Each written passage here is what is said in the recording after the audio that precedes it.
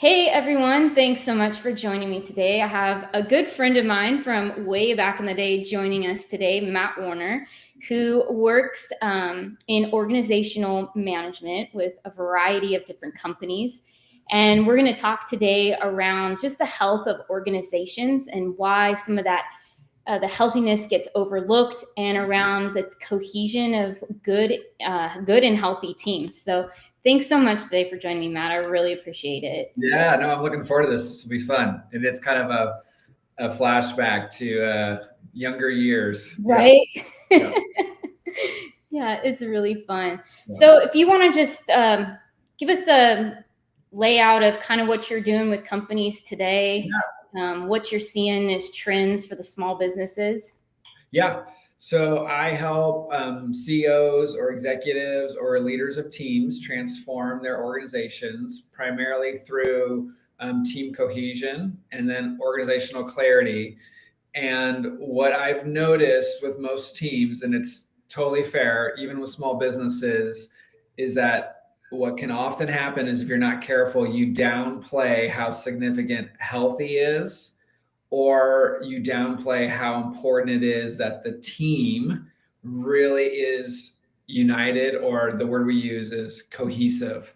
And that's okay, because there's so much to do and there's so many things to do in a day, and we get so focused on the tasks that we'll tend to downplay how healthy are we and how united, or how strong is our cohesion. Those often get overlooked, or they're not prioritized.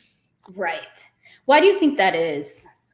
Well, I think there's a lot of reasons. I think we tend to, in our culture, focus more on the smart side. In fact, this is kind of how we describe it. So high performing cultures tend to get really good at two things. The first one is that they're good on the smart side. So these are the things you went to school for. These are the things that your title might be in.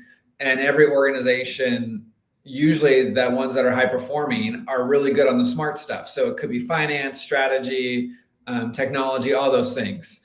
And they have to be good. It's kind of like Apple. Apple's never going to say like, hey, the phone's good enough, we can coast. They're always pushing themselves on that smart side, so to speak. They always want to get better. But that's only one side of the equation. The other side of the equation is high performing cultures are healthy. Now, when we say healthy, it's easy to be like, oh, yeah, I get that. But what that really means is that they're good at minimizing a few things. And the first one is minimizing politics. Now, a lot of times people go, oh, no, we don't have politics in our organization. We're fine. Our team is great, blah, blah, blah. And that could be true. There could be a lot of strong qualities on that team or that organization. But most of the time, if you ask enough questions to an organization or a team, they'll say, yeah, there's some politics going on. So usually when I work with a team, I'll say, well, give me an example of politics. So maybe you can give me one. Give me an example, Christy.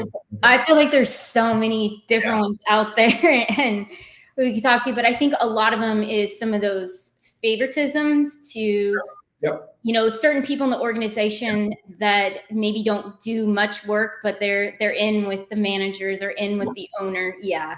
That's a great example. So the definition we use, though, that's great, is politics is anytime you say something or don't say something, or anytime you do something or don't do something to manipulate or control a situation or a conversation. And so what can often happen on teams or organizations that don't prioritize healthy is that politics can run rampant. So healthy organizations are good at driving that down as best they can. The other thing they're really good at is driving down confusion.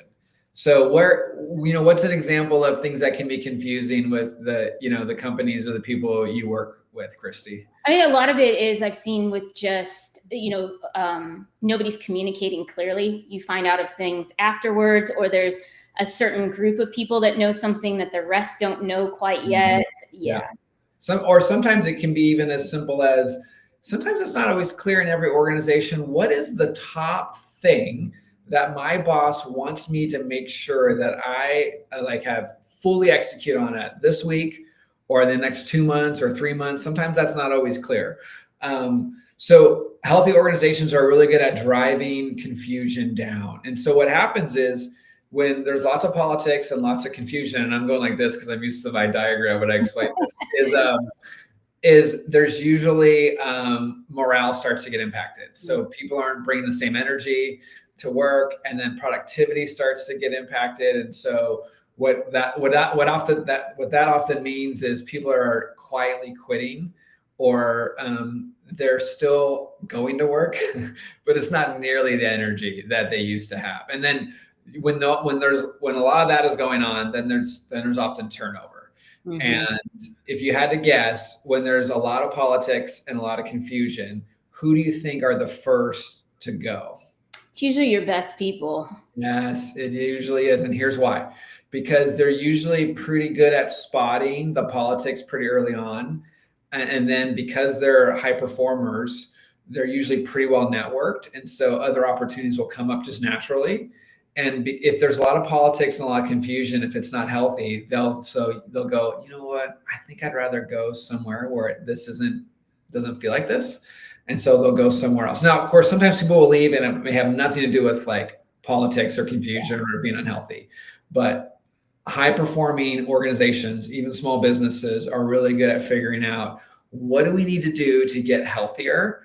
And they lean into that. They don't avoid it. They don't sweep it under the rug. And it's an honest conversation that they'll have with each other in that small business or in a big organization. And what can often happen though in organizations is the smart side, those are called the hard skills, and the soft side, the healthy side is called the soft skills, which is code sometimes for what? You got some empathy, and you got more than just like your day-to-day skills in there. You're actually looking, you're perceiving what's going on, watching all of that. Yeah. And sometimes it's code for the hard and soft skills is also code for one is more important than the other sometimes in certain organizations. But the reality is if you're healthy, it actually makes you smarter over time. And this often gets missed in small businesses and organizations, is because when you're healthy, you'll figure out where the gap is. You'll have the honest conversation. You'll figure out what's not working. Even if that conversation is awkward, even if it's painful, you'll lean into figuring out, hey, why isn't this working? Why aren't we working at the rate or at the speed or at the effectiveness as we thought we would? You'll lean into those conversations versus what can happen in a lot of organizations is you're just having all these other conversations with other people not in the room, and you're not really getting to the real issue. And so if you're healthy, it actually makes you smarter over time, which sometimes people, they hear that and they're like, oh, I don't know about that. But I've seen it over and over again. It makes up for all the areas that you're not strong in. If you're healthy, you'll get to the solution a lot quicker. That's really interesting. I wouldn't have thought that. I think, and I think that's too, nobody really talks about that either. And interesting enough, earlier in the week, there was a guy on LinkedIn that made a post around what type of CEO would you want? The one that's the driver that's pushing you, kind of like the Elon Musk, or do you want a CEO that's just empathy and doesn't really push? And my comment back to him was, you need to have somebody that has a combination of both of those skills. They need to know when to push, but they also need to know when to sit on the sideline and listen to what their employees are telling them and be able to meet them where they are. Exactly. And a great example of healthy is when the leader can admit, I was wrong, I made a mistake, or I need help, or I'm open to your feedback because I got blind spots. When the leader acts like they have it all together, that they don't have anything that they need to work on, that's usually not the sign of a healthy organization. And that sometimes is the hardest for the leader, is to admit that sometimes other people in the room have the better answer, or they might know better in that situation. But healthy leaders, healthy organizations, they establish a culture where that is okay. Yeah. Have you seen it where companies start out very healthy and the owner may lose sight of where the company's going? Like total vision has been lost, and then it just starts to well up inside, like kind of toxicity, mass chaos, and all of that. It's like the ship's going in every direction except where it should be going. And how have you seen or even talk to some of these leaders of how do they pull that back in and make their company what it was when maybe they first started years and decades ago? Yeah, that can easily happen.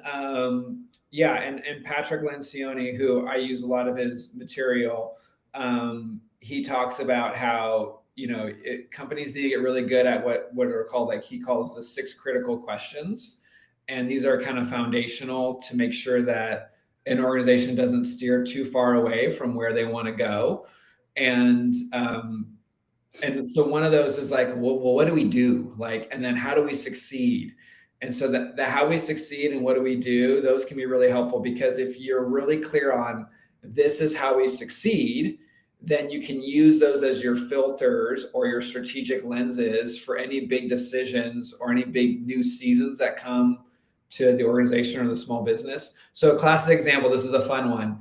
Years ago, this is a fun story about Southwest. Years ago, somebody wrote an email to the CEO of Southwest saying they were really unhappy with the joke that was used before the flight took off.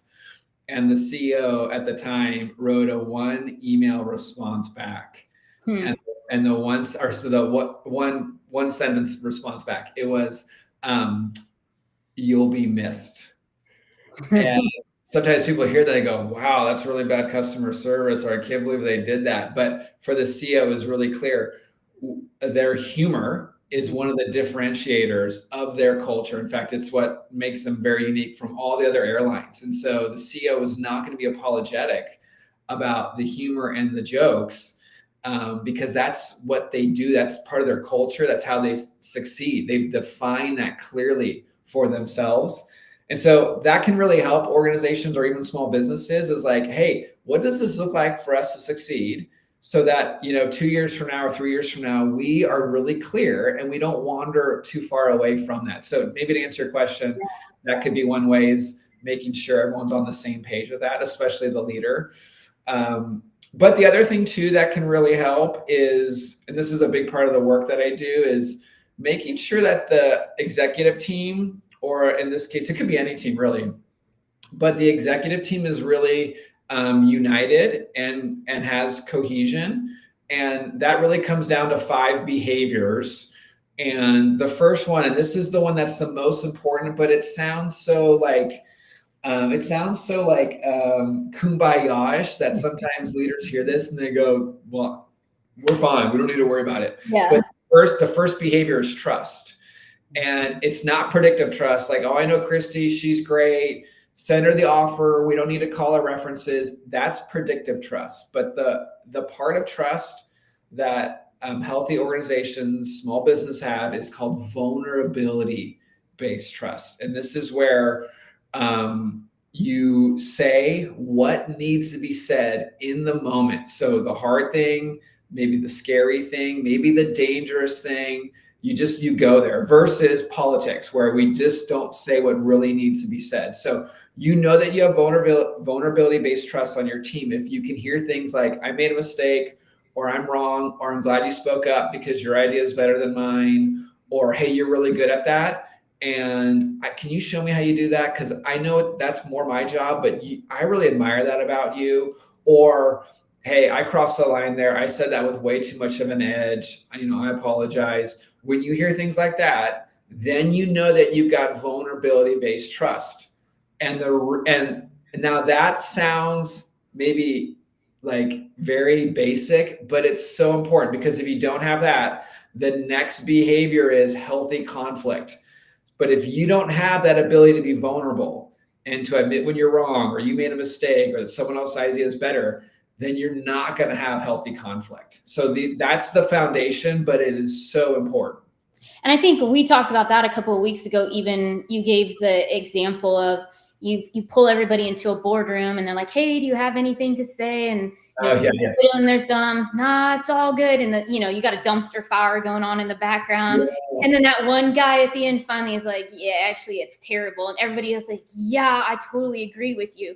But again, comes back to, do you have that vulnerability of trust in the room to be able to actually say what you need to say, and not that you're going to be fired or your boss is going to yell at you or whatever that looks like. Yeah. You can't fix problems if it's not safe enough in the room to talk about the real problems. Mm-hmm. And so Yes, that ability to say what we really need to talk about, and like you said, where it's safe enough. This is so important. And the other reason why this vulnerability-based trust is so really important is because every single person struggles with a human tendency called the fundamental attribution error. And this is where we make judgments about someone else's character or their intent, oftentimes not knowing the backstory, oftentimes not knowing the person that well, but we make assumptions about them. The easiest way to illustrate this is when someone cuts you off on the freeway, you immediately have a lot of thoughts about them. They're reckless, they're a narcissist, they're self-absorbed, they're the kind of person that would kick puppies. I mean, all sorts of things, right? You have a hand motion that go with it often for some people. If we cut someone off on the freeway and they respond poorly to us, our response is like, well, sorry, I didn't see you. You're my blind spot, or I'm in a hurry, or wow, you need to take an anger management class. We have all these different thoughts, right? Very differently than when we think about someone else's character or their intent. And so if you're not careful, this can happen in work environments too, where someone shows up late to a meeting and you're like, man, I wish they were more organized. I wish they had like more control over their schedule. They're so aloof, or they're not bought in. We come up with all these, thoughts. But if you show up late to a meeting, all of a sudden it's like, man, if you had my life, you'd be late too, right? We have all these, the way that you keep the fundamental attribution error from happening, even on small teams or on small business, is that you're constantly getting to know people that you work with. You constantly find out what they love, what excites them, what they're hopeful for, what they've overcome in their life. The more you get to know someone, the more you're going to have that ability to fight the fundamental attribution error. And this again helps with that real trust, because if you get to know the other person you work with, and I'm guilty of this too. I've been on teams where I'm like, I don't even know half the people I work with, their spouses' names. And it's like, I don't know them all that well. And so this is easy to talk about, but sometimes it's hard to do. In fact, the majority of what I do with teams, everyone understands it, but it's hard to do. It is, because and I think too, people have kind of moved away from knowing who people are as well. Yeah. And I would say, even growing up, being in the family business, my grandpa made this such a priority. He knew every employee. He knew their spouses. He knew their kids. He knew what they liked, what they did. And he always took time to sit with them and want to know who they were. And you see how that paid out in dividends later on, of just this trust in people that wanted to work for him. And when you had to have hard conversations, there was a level of respect because they knew one another. Yeah. So if you have that trust, the next behavior is healthy conflict. And the reason why it's so important is because if you have conflict without trust, then what's going to happen is you're really probably going to have people that are just kind of politicking again, kind of fighting to get their answer or their version to be right. But if you can have conflict with trust, then you have people getting after the truth, or the real problem, or solving it. So it's really important. If you and I have a disagreement, or we have a different way of, let's say, solving a problem, but at the end of the day, you don't really trust me, it's going to be really hard for you to hear, Christy, my thoughts without kind of getting maybe a little defensive or wanting to push back. But if we have an ability to be vulnerable with each other, to be real with each other, where it's safe enough, our conflict or our disagreement will be a lot quicker and easier because we have that trust. So when we talk about conflict, a lot of times this can be a scary word for people because, well, if your family of origin didn't handle it well, then it's a really scary word. Yeah. It's really about having positive ideological conflict. So this is really just mostly conflict around ideas. Sometimes it can be personal, but it's mostly around ideas. So can you get all the ideas on the table? Good ideas, bad ideas, half-baked ideas, creative ideas. Can you get all the ideas on the table? Because if you can get all of them out there, it's going to lead to a great discussion, and great discussions often lead to great decisions. So high-performing teams, small businesses, big organizations, they have the ability to push back, even have a passionate debate around ideas, and they normalize it. Hey, this doesn't have to be personal. I'm not attacking you just because I see something different or I have a different opinion. We can spar over ideas and it not have to be a big deal. That's sometimes where, like, even teams that think they're great, they often are not having enough conflict around ideas. And that actually can sound like, well, that doesn't sound healthy. It actually is very healthy. In fact, you know that your team has a certain level of healthy and trust among each other if you can have meetings somewhat on a regular basis where there is a little bit of conflict around ideas. If your team is never disagreeing with each other, if there's never conflict in your staff meetings ever, then it probably means you're not talking about what matters most. And I've seen this on teams where it's like there's a direction we're going, or there's a vision that doesn't seem to be totally working, and nobody's addressing it or talking about it. That's usually a team that needs to push themselves to have more conflict. And usually the reason why that's not happening is there's probably not enough trust established on the team that we can talk about different opinions and it not become a big deal. Mm-hmm. Have you seen it in family-owned businesses that the conflict is probably a lot easier because they all know each other, but then it gets heated in a different way? Because I've had multiple clients over the years that are family-owned businesses, and there's sometimes I have to just hit mute on the call. I'm like, okay, I'm just gonna let you fight for a while, and then we'll come back into this, and it's nothing ever gets resolved because now this conflict is coming from different parts of why they're even fighting, and it's probably more personal than it is business, but it gets brought into the room. Oh, I can only imagine how difficult that could be, because sometimes it's really hard to separate a family dynamic, and then have that not creep in the middle of a conflict or in the middle of a discussion or debate. I can see that being very challenging. We all want to pride ourselves of like, oh no, that doesn't impact me. Yeah. But it can. If we're not careful, we can be more less open-minded or more critical, or just have an edge if there's an issue in our personal life that's not fully addressed or fully resolved. And then now we're talking about a business thing. If we're not careful, it could totally impact it. Yeah. The rule that we suggest for teams is that they want to have what we call like the TSA rule. So TSA has a phrase, and you probably know it. If you see something, do you know the rest of the phrases? I probably should, for as much as I travel, and that just tells you how much I ignore what they have to say. Everybody ignores it. Their phrase is, if you see something, say something.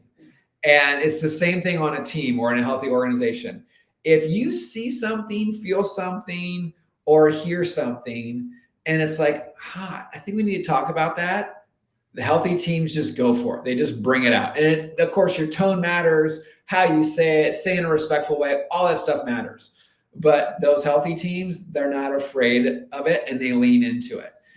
And here's the last thing, and because we have other topics to talk about too, but the last thing I'll say on this that can be really helpful is sometimes teams struggle with, when it comes to conflict, understanding two words: the difference between being nice and kind. Yes.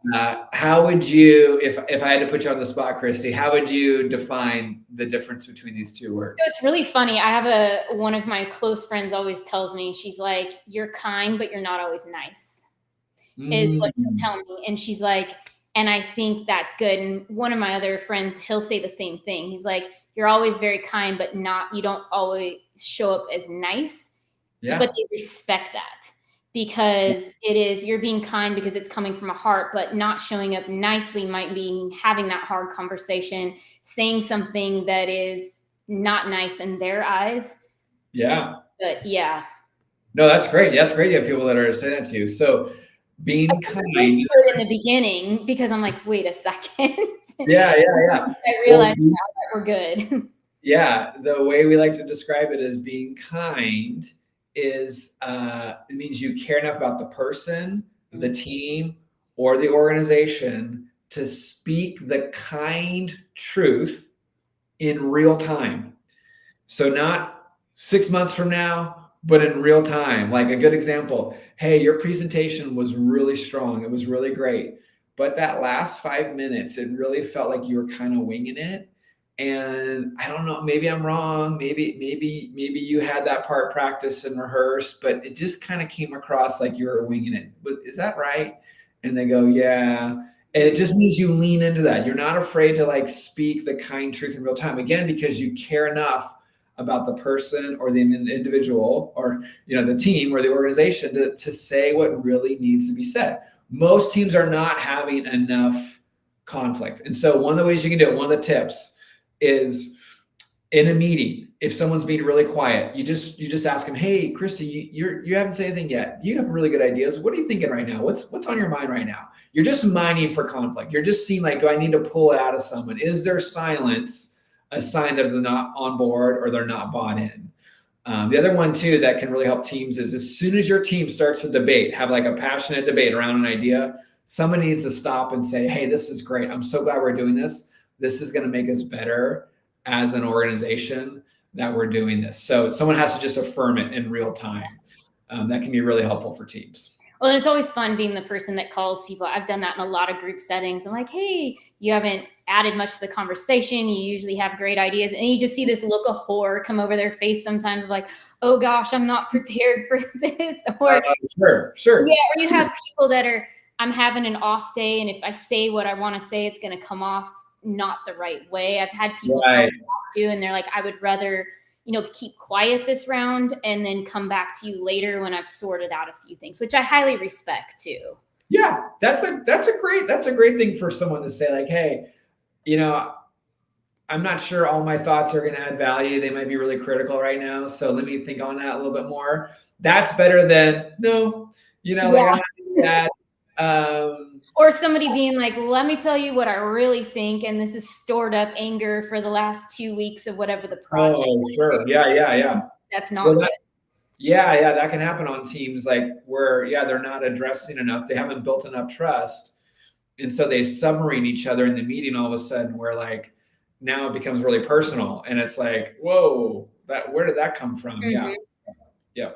So teams that do this well, they lean into the conflict, they push themselves. And the other thing too that they do, and this is some of the work that I do when I meet with teams, is we talk through, well, what are the new conflict norms or rules that would be good for this team to establish? So example, we're going to push ourselves to talk more in the meetings, because oftentimes people will say, you know what, I don't share my thoughts enough. I need to challenge myself to speak up more in the meeting.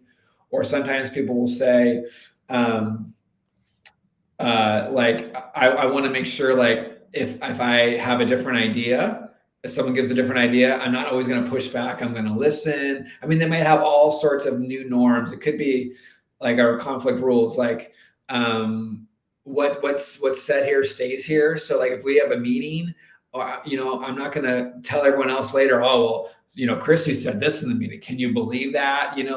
So it's really helpful for teams to go, what would be good for us? What would be the new rules or norms that would allow us to have better discussions that would lead to better decisions? And sometimes if teams, as silly as that sounds, take 15 minutes to talk about that, all of a sudden their staff meetings are a lot better, a lot more effective. And I've seen that even with large organizations, companies I've worked at in the past, there's this niceties where they're nice to your face, they stab you in the back on the way out of the meeting. Yeah. I even told a client that one time and they were not happy, but I'm like, you asked what I really, really thought with no filter. Here's what it is. Yeah, well, you nailed it. A lot of times, we'll talk to leaders and some leaders are just fully honest. Yeah, I definitely think we could, work in some areas. And sometimes like leaders will go like, oh no, we're great. Everything's fine. But if you ask more questions, the team will all admit there are a lot of meetings after the meetings. Yes. And it's okay. It's normal to some degree, but healthy organizations avoid that at all costs, because a lot of times there's another meeting right after the meeting, and that's in someone else's office, or it's down the hall, or it's in the parking lot, later at the end of the day, or it's on the phone on the drive back. In healthy organizations, if they have a different thought or opinion, they just say it in the meeting. They don't need to have all these extra meetings. And but that can happen a lot on teams that are afraid of conflict or don't have enough trust that's been built up.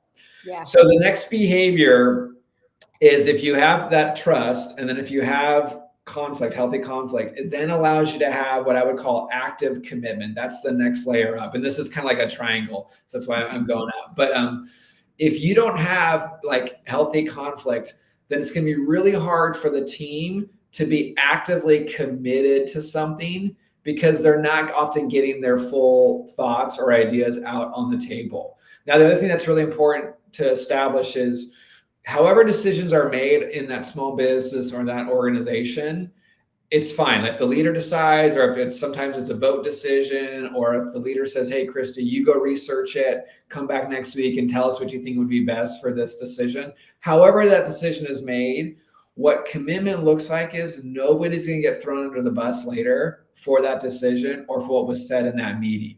So you have a healthy debate or conflict about what's best for the organization. You commit to it. But again, no one's going to say, can you believe that Matt said we should go this direction? No, nobody gets thrown under the bus later. If you don't think it's a good idea, you need to say it in the meeting and not say it outside the meeting later. Healthy organizations, they don't, that's not cool. They're like, nope, you should have said that back in the meeting. And that decision was made 3 months ago. This is not the time to now, throw people under the bus. Now that might, the idea or the decision might crash and burn, and that's okay. Then you come back as a team and you figure out why didn't that work. You have a healthy discussion about it, even maybe a debate, maybe even a passionate debate, and you make a new decision, a new commitment, and then you move forward. But all of this sort of like kind of throwing each other under the bus or that kind of stuff, you can't do that. And here's why this matters, is because sometimes the team will have a decision to make. And if they can't do conflict well, they'll come to a moment where they're voting or they're making a decision, and people might nod their heads, yes, we're in agreement, but they're not in agreement. They're just nodding their head because the leader wants to do it, but they've got to have that healthy conflict, because they'll nod their heads, yeah, it's a great idea, but inside they're thinking, I don't think it's going to work. I'm not fully bought in, and I'm not going to give it my best effort. Yeah. And then it's not a shock a few months later when it doesn't work, and the leader's like, what happened? How come this didn't work? And if someone says, well, I didn't really think it was going to work, it's like, no, you should have said that in the meeting. But again, the leader also has to kind of have a pulse. If they don't think everyone's bought in, they got to lean into that. They got to figure out, why is that? They got to get that clarity. Why am I sensing that we're not fully bought in, that we're not as excited about this as I am? What is that about? The leader has to figure that out. Yeah. And that's not always easy to do, to read the room and figure out, wait, my team's not fully on board. That's not easy all the time to figure that out.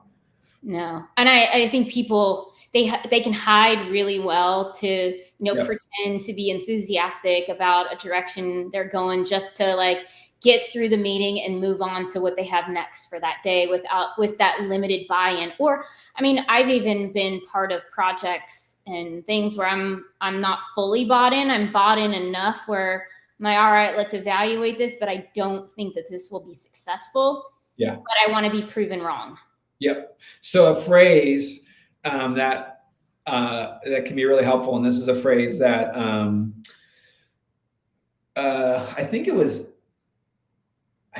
Intel. I could be wrong on it, but they had a phrase called disagree and commit. That was their phrase. Like, if you go in a meeting and you're not sure, that was their phrase. Hey, we're going to disagree, but before we leave this meeting, we're going to commit to something. And another phrase that can be really helpful is when people get to weigh in, they often will buy in. Yes. So let's say you're presenting something and I've got some hesitations about it. As long as you allow me to say, hey, Christy, can you share more your rationale of why you came to that decision, or why you think that's the direction we should go? Or if you're allowing me to ask more questions, even push back a little bit. Hey, here's my hesitation, or here's my concern. Oftentimes people will buy in later, as long as they get to weigh in. Very few people on the planet are such where like they go, well, it wasn't my idea, so I'm not on board now. Very few people are like that. Most people, as long as they get to weigh in, they will buy in. And I've seen that a lot with really large projects that I've done. Like, let's say you're moving from QuickBooks and you're going to a humongous, piece of software like the ERP. It's a multi-million-dollar deal. You as an employee and end user, you want to know how it's going to affect your job. You want to be able to have some say.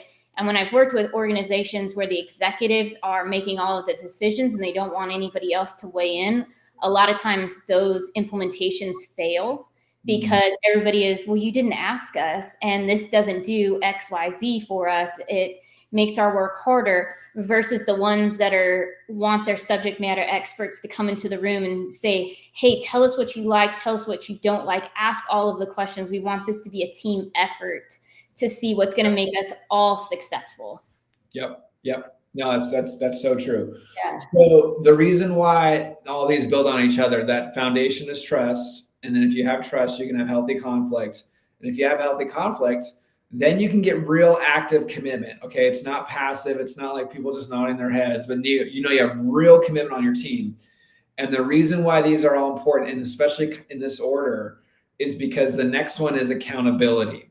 So if you don't have commitment around how you're going to operate or how you're going to behave on your team, then it's nearly impossible to really have good accountability in your organization or in your small business. And a lot of times when we think about accountability, we think about it in the sense of performance. And every small business has people that have to perform and do their job well. But what comes before performance are behaviors. So the phrase we say is behaviors precede performance. And so the best teams, the best organizations are able to have very candid conversations about behaviors that are helping and then behaviors that are not helping. And the easiest example to illustrate how behaviors precede performance is usually with athletes. So when an athlete is struggling, it's more often than not related to a behavior. Like they're not getting enough sleep the night before a game. They didn't take the off season very seriously. They didn't study the playbook.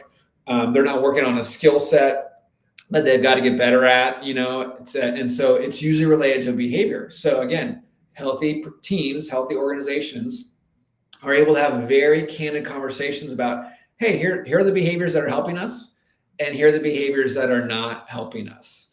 And what's really surprising is a lot of times when we think about accountability, we always go, well, the leader has to hold everyone accountable. So let's say you're the leader, Christy. Most teams, if you're not careful, they'll kind of go, well, Christy, when are you going to tell so-and-so that he's not doing his job very well? And of course, the leader has to be willing to do that. They have to be willing to address the difficult issues. But what often gets overlooked is that the peer-to-peer accountability is often just as effective, if not more effective, than the leader trying to hold everyone accountable. And so the key to this is, if you as the leader are willing to hold people accountable occasionally, then I am way more likely to hold other people on my team accountable when appropriate. If I know that you would get my back, if you found out that I had that difficult conversation with someone else, if I know that you wouldn't get my back, and I don't know if I'm pointing the right way on the screen. You're on this side of me. I'm on that. Yeah, you're good. But if I know you would get my back, then I'm way more likely to have the awkward conversation with someone else about accountability. But if a leader won't do it, it's very hard for the organization to hold each other accountable when appropriate. And I'll give an example. This is a great exercise to do. It's called the team effectiveness exercise. And this is the most powerful exercise that we do when we work with teams. Is we have everyone in the room get a chance to share for everyone else on the team what's a behavior that they do that helps the team. So it's a behavior or characteristic. So it's not a skill set like, Christy, you make great Excel spreadsheets. It can't be that. It has to be a behavior or characteristic that you do that really helps. And then what's a behavior or characteristic that person does that they could work on that would help the team more. So let's say you're the leader, Christy. So we would have the leader go first. And this is always the scariest moment, because everyone around the room is going to go around and share a behavior that you do that helps the team. And then what's a behavior you could work on that would help the team more. So first time around, be like, oh, Christy, you're so positive. You bring a lot of good energy. you're so encouraging, blah, blah, blah. You hear all these great things. Yeah. Then the other way around, when you go around the room, that the one you need to work on could be all sorts of things like, oh, like, sometimes when you get stressed, you bring that stress and the whole team can feel it. And so, and whatever it may be like, it could be like, sometimes they're giving you feedback and you get really defensive, whatever it is. But and that can be really scary, especially when the leader goes first, especially when the leader, everyone's afraid, like, ooh, what can I really be honest, right? And but what's so powerful about that? After everyone goes, we just tell them, hey, take a deep breath. And everyone's like, and everyone laughs, right? Because it's a little scary. But what hardly ever happens is that leader hardly ever hears anything that they've never heard before. Mm-hmm. They usually have heard it from their spouse, or they've heard it from their best friend, or they worked somewhere else where they heard that. Rarely do they ever hear something that they've never heard before. And what's so powerful about that exercise, because everyone gets a chance to be in the hot seat, so to speak, is it's oftentimes the first time a team has actually been pretty candid with each other about behaviors or characteristics that don't add to a great work environment or are not helping the team. Mm-hmm. A lot of times teams go, oh, no, we're honest with each other, but they're not as they think they are. They're not quite as honest.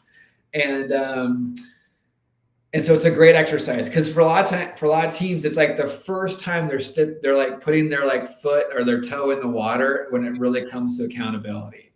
Yeah. I think so many companies, they don't do anything like that. I can't even tell you one job that I had before I went out on my own that was ever talked about, or that it was a priority. It's very odd, because if you want to be successful as a team and organization, that's something it should be a high priority to have in your organization.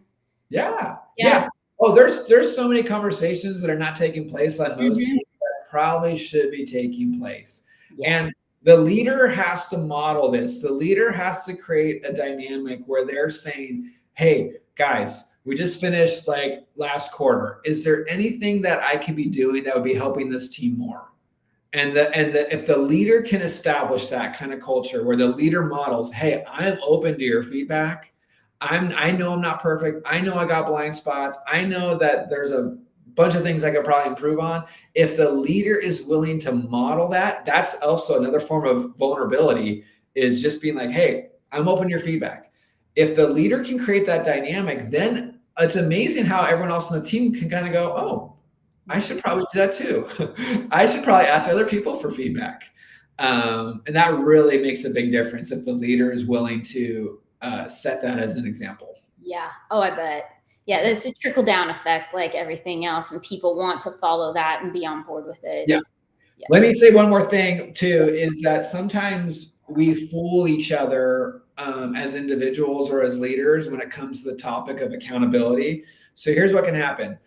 We don't share the full weight of our thoughts with people, and we fool ourselves by saying, well, I want to be kind or nice, and it's my being nice or loving that's keeping me from, saying that. Or I don't want to be perceived like I'm critical, or I'm micromanaging them, or that I don't appreciate the good things that they bring.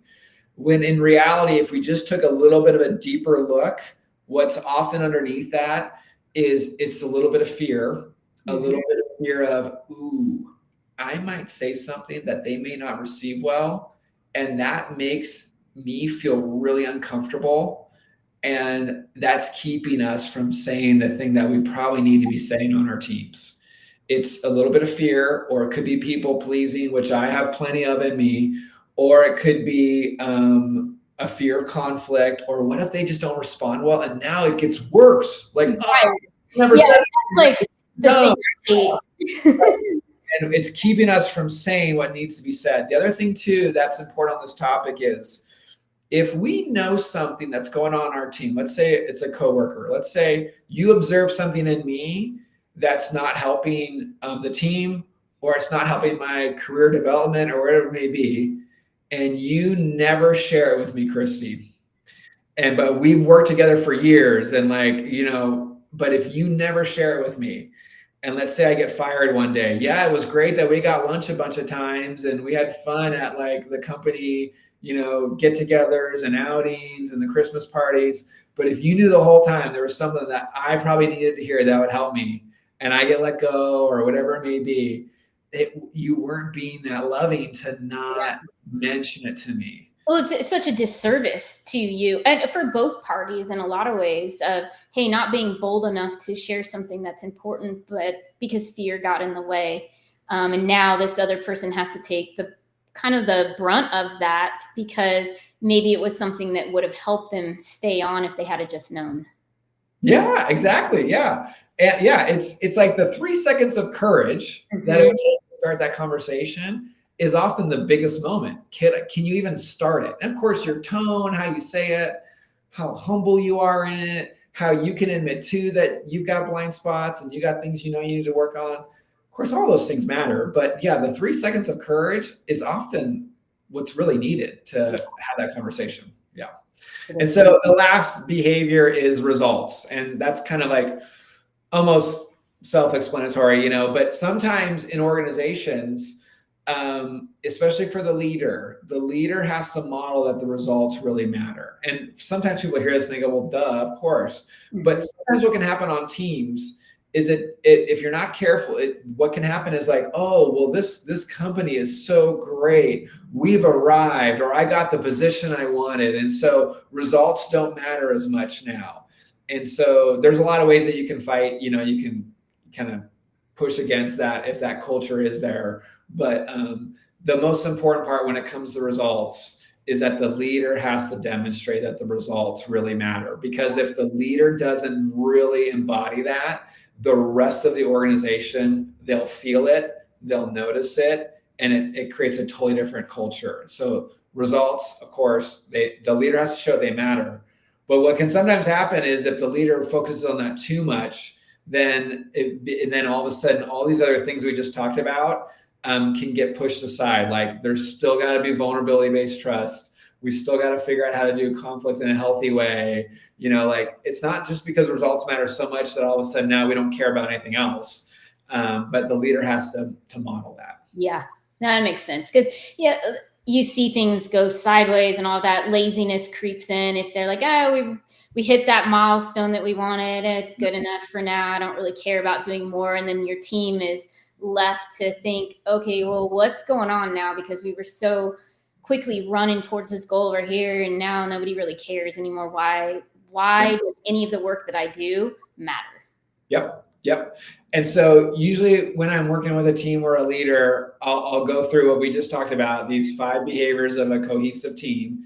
These are also in a book that Patrick Lencioni wrote called The 5 Dysfunctions of a Team. So if anyone's listening and great read. Great book. Usually when we explain this to a leader or a team, we'll say, hey, which are the ones that you think your team probably needs to work on the most? And there's even an assessment that the Table Group has that anyone could do online with their team. But when we just ask it like just, hey, in the moment, which ones? Sometimes there's a wide variety of responses given, but more often than not, Christy, if you had to guess, what are the 2 behaviors that most teams would say, these are the ones we need to work on? I would say the healthy conflict is always the main thing because nobody knows how to have that anymore at all.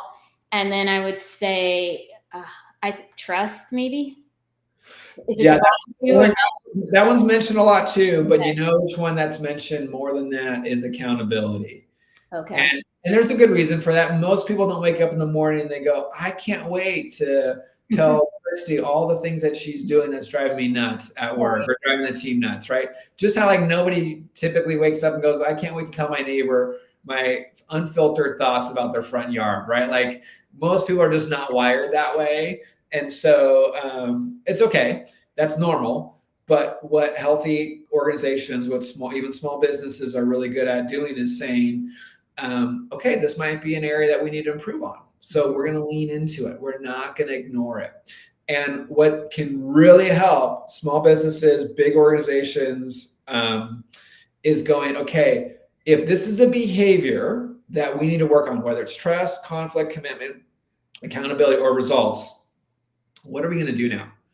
Like, it's one thing to say it, excuse me, but what are we going to do now moving forward? How can we get better at this behavior for the next, let's say, 3 or 4 months?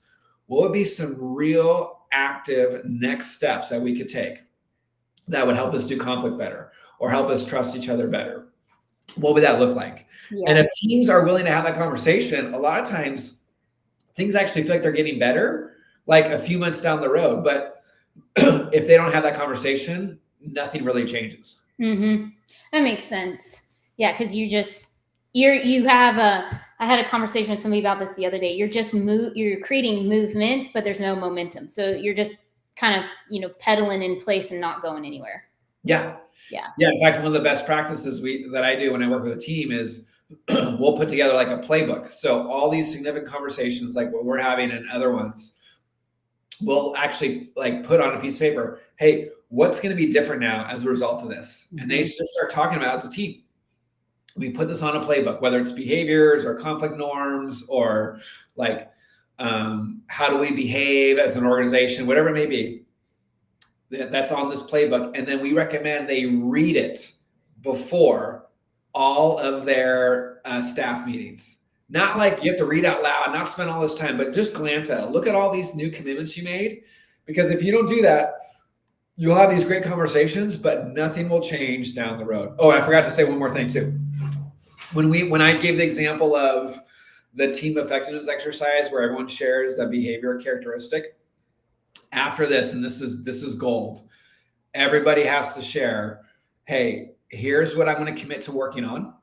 You said, and I always tell them like, hey, you got to keep it short and concise. You can't list like 10 things you're going to commit to working on. Just name like 1 or 2. And then they have to share after that, here's how this team can help me with that. Yes. So like, I would say for me, it's, hey, I know I need to work on not getting so defensive when I get maybe constructive feedback. I'm going to work on that. Well, how can the team help you? Well, the team can help me by, when you notice that when I'm starting to get a little defensive, just give me a friendly reminder. Hey, Matt, I think you might be doing it right now. And when you put that on the playbook, when you put, Matt, here's the thing you committed to. Here's how the team can help you.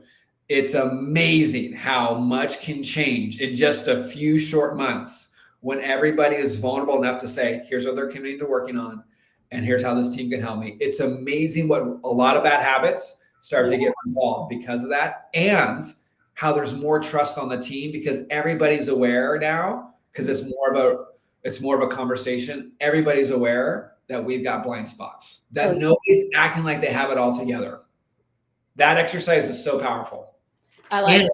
The other thing too is it's never a bad idea for teams that kind of have that conversation, like at least once or twice, maybe 3 times a year. Have that conversation. Don't make it just like the one time and then you never talk about it again. Like have that conversation. Hey, what is it that we can work on as a team? How can we improve? How can we improve as individuals? Like that should be just an ongoing conversation. Yeah. No, I like that's really key to have. And I've seen that work very well. I was part of an organization years ago, and that was one little thing that they did do that part of it for, as dysfunctional as the company was, and it was really large. They did do that with our really small groups of maybe like 4 or 5 people. Yeah. But it did make a lot of changes. I know it helped me a lot. Yeah. A lot of this stuff, it's easy to understand, but it's hard to do. And when I work with teams, I tell them, hey, there is nothing like red flag, all alarms. If you realize, man, we don't do conflict well, or we don't do accountability well, that just means you're human. That just like you're normal. It's actually the teams that can be honest with each other. They have the most hope. It's the teams that sort of pretend that they don't have anything they need to work on. Those are the ones that and it could be that the team is really healthy. That could certainly be the case. Yeah, that's true. But most teams have stuff that they're not being that honest with each other about. And that's okay. Yeah. But the healthy organizations, they talk about it. They don't just keep putting it like sweeping under the rug. They have the conversation. Yeah. No, it's good. There's a handful of questions that came in. Yeah. Let's do those. Yeah. to chat about those because I think you can really speak to those. So one of them is from, whoops, not this one, wrong comment. Let's try this in Kyler's. What is team cohesion and is it different for every team? Well, those 5 behaviors are really the best way to describe like team cohesion. What could be different for every team, addressing that part of the question, is for some teams, certain behaviors might be the tipping point. Like, oh, we don't do conflict well, so we want to work on that. But to go deeper, it's because we may not trust each other that much. So it could look different for every team. Some teams might be doing trust and conflict well, but they're not doing accountability well. So it could look a little different for every team. Some teams, even when we do these assessment, they'll be green in a lot of areas, and they might be red in one. And so it just kind of depends. Every team's a little different, but team cohesion is basically around trust, conflict, commitment, accountability, and results. Yeah. Cool. This is one from Avery. What are some early warning signs that a team is starting to downplay health before it shows up in metrics or missed opportunities? That's a really good question. What's an early warning sign is when teams are not being vulnerable with each other in staff meetings or conversations, when they're not being honest, like, oh, I think I could have done better on that part, or I'm struggling, or I feel like I'm behind. I just want to admit it, like I need some help, or when they're avoiding difficult conversations, that's usually a warning sign. Patrick tells this great story of a team where the leader reluctantly did a 360 review. And so all these results came back, and the leader saw it. He goes, "Oh, this looks like it looks like you guys don't think I respond well to feedback." And like, is that true?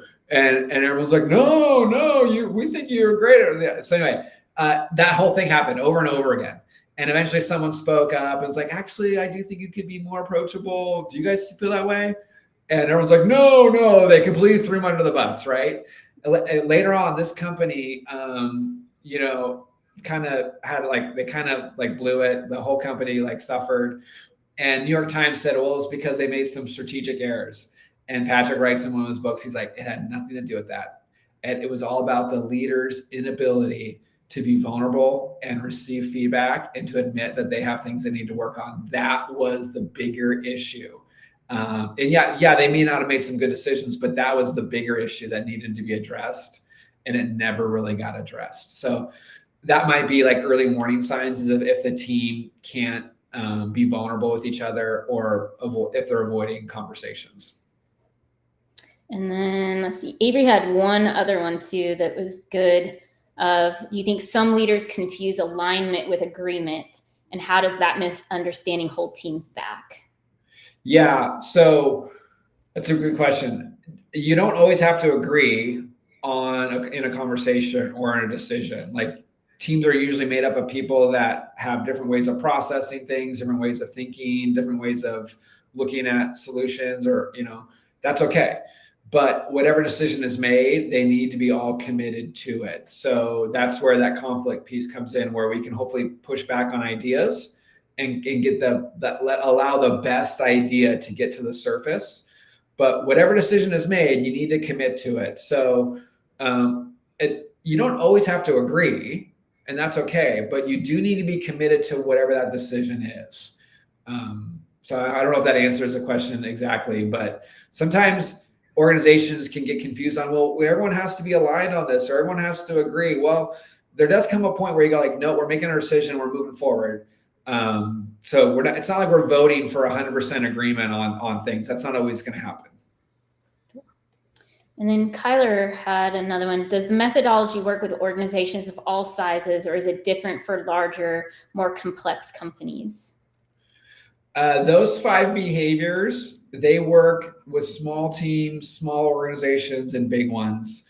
Now, the way to really kind of hone in on those is to look at it from your team's perspective, like the team that you're on. How are we doing these 5 behaviors? Sure, they can be true of bigger organizations, but the best way to look at those is within your team. Let's say we're on a team of 8. How are we doing with these 5 behaviors? And the reality is, as at the top level of an organization, the executives, the top executives, if they can't do those 5 behaviors well, the rest of the organization will feel it. It'll trickle down. There'll be silos, they'll do departments that'll kind of against each other. And it usually has to do with at the top level, how well is that executive team operating those 5 behaviors. And then the last one was one more, because Avery always asks great questions. Yeah. If you stripped away titles, processes, and strategies, how healthy would your team really be? And what's the first thing you'd change to close that gap? If you stripped away titles, processes, and strategy. Well, like I said earlier, usually the foundation to being a healthy team is more about, can we be vulnerable? Because what can often happen in especially big organizations, if you have big titles or big resumes or big salaries, is they're not that vulnerable with each other. They're not willing to admit when they made a mistake, or they made a wrong hire, or they made a decision last quarter that didn't turn out that well. And so that really is the difference, is, can we be honest enough to say what really needs to be said? Can we be vulnerable with one another? And sometimes all the strategy and titles and processes are sometimes smoke screens to be talking about what really needs to be talked about in the meeting. That makes sense. Cool. Well, thank you so much for today. This was fun. A great conversation. I hope everybody that watched it, or when you watch it in the days to come, gets a lot out of it. There's so much when it comes to building teams and understanding the idiosyncrasies of just people and how to be successful and to be open and not. I think the biggest thing that always stands out for me is not letting fear get in the way of what you need to do. Yeah. And that comes in so many shapes and sizes. Yep. No, well said. Yeah. Yep. Well, I really enjoyed it. This was really fun. Yeah. Thank